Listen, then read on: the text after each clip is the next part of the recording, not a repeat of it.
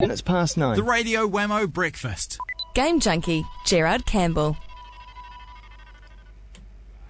This is KBFFM, and now some music. Wow, it's gorgeous, Alan. Her own private island. Alice? Cauldron Lake is a special place. Darkness will consume everything.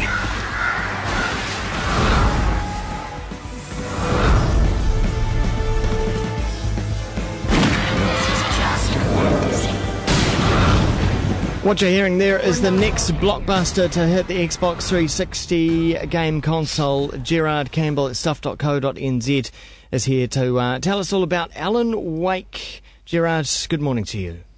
Good morning to you, Wammo. How are you this morning? I'm good, and I'm only just a part way through this game so far. It's interesting, this game has been divided up into chapters or episodes, is what they're calling them, almost like a TV show, Gerard. Yeah, it is. It's something I'm liking about it is that from the from the very beginning when it was first announced in 2005, it was going to be an open world game. So that meant you could explore anywhere you wanted to. Remedy, the developers, changed it to a more tightly scripted, linear experience, which means that you are funneled in the direction that you can go. And I think that if it had been an open world game, they couldn't have created this sort of episodic TV-like, game that they have. And as you said, each I guess chapter of the game operates like a TV show, and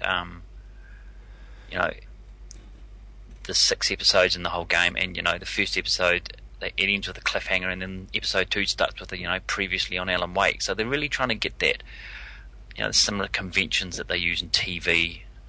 So it's really, into the game. Really, truly trying to bridge that gap between people who are now getting really used to the sort of TV series you see on HBO, maybe the True Blood sort of stuff, and bridge that gap and bring it onto the console.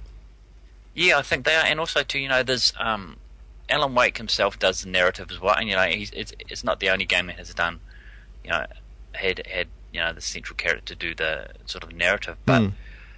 The interesting concept behind the game is that Alan Wake's really sort of living out a horror story that he didn't know that he had written, and things are unfolding that seem to be coming from his own mind, and I think that's part of the the psychological story that you're delving into Alan Wake's own mind, because he's a writer with writer's block, and he can't write, and him and his wife go to Bright Falls, the sleepy sort of seemingly idyllic village, town where everyone knows everyone knows everybody else's name, etc., etc. But things go terribly wrong, and Alice goes missing, and there's echoes of Twin Peaks and Stephen King and sort of David Lynch thrown in, and I think it's done a remarkable job of sort of creating a sort of psychological survival horror, I guess. We could sort of jack it into, couldn't we? But totally wedge it into that sort of genre, subgenre. So what about the gameplay itself? I mean, how do you move around this world? Well, I mean, it's a third person, so you can see Alan Wake, and it's if you broke it down to its core, basically it's Alan has to get from point A to B. It might be in the very first part of the game, after Alice has gone missing, he wakes up in a car crash, a week later, and he has to, in the distance he sees a garage. It's got the lights on, so he has to get to that garage, and he's got to follow the paths through forests and across bridges and whatever. And so it's a very linear, but along the way, he's got to take on these possessed town folk, called the Taken, who they materialize out of nowhere. So Alan Wake's got to try and get to point B while also either running away from these guys or disposing of them. And the nice element, an interesting element, is that using light as a combat tool is to the fore. So the Taken are afraid of any kind of source of light. They are, yeah. So early on in the game, Alan gets a flashlight, a torch, and various, combat weapons, flares, flare guns, shotguns, hunting rifles. But the crucial thing is that these Taken hate the light, so you can actually shine the light on them and give it a bit of a boost. And by combining that with weapons, you can actually cause a lot of distraction. So it's quite satisfying usually, flashbangs against the whole group. And so light is the saviour here, and you'll find places called safe havens that you can run, that Alan Wake can run to. They'll be street lights or generators that you've got to start up, or rooms that have got their light on. So it's a real classic light versus dark story here, isn't it? Dark is bad, light is good, and light is the major tool that Alan Wake has to use to sort of solve the mysteries that he's come across and to defeat these Taken. And of course, always with a game like this, doing battle with the evil force, but also you've got to pick up things along the way. It makes you want to explore the world. And one thing I found, Gerard, is that the world is so beautiful, you don't mind going off the track and actually exploring and looking behind a rock and finding out what's going on. Yeah, because he can.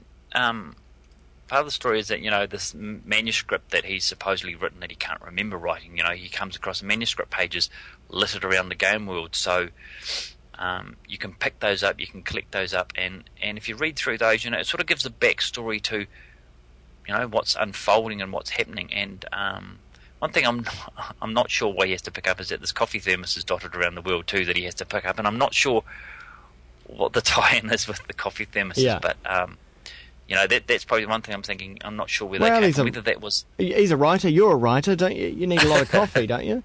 Well, it could be the thing. Coffee keeps him awake. There's a good idea. He's going to have pretty big pockets for all those coffee thermoses, though.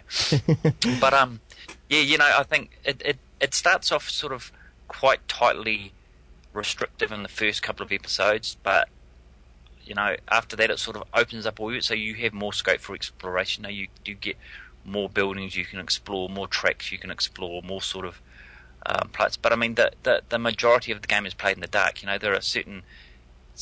There's probably one section that's sort of dealt with, and maybe two sort of early sections that are in the daylight. But the bulk of it is set at night, and that's what adds this edgy, bump goes in the night sort of atmosphere, because you've got light playing against buildings and rocks, and you've got shadows moving, and every now and then you can see sort of cloud-like shadows drifting over the game world, so that there's an evil presence around. So does it freak you out? Do you play it in the dark? I haven't played it in the dark because they do tend to freak me out sometimes. But I don't know whether it hasn't actually been as scary as I anticipated that it would have been. It's not gory. It's not a gory game. It's more you'll get the odd little fright, but I think that it's it plays with your mind. It makes you wonder. Who is that person? Is that thing really there? What is going on, sort of thing. And I think that's where it succeeded. That it has, it can play with your mind. You've played through it. Are you playing it in the dark, mate? I am playing it at night time, but no, the lights are on. So the Taken doesn't come and take me.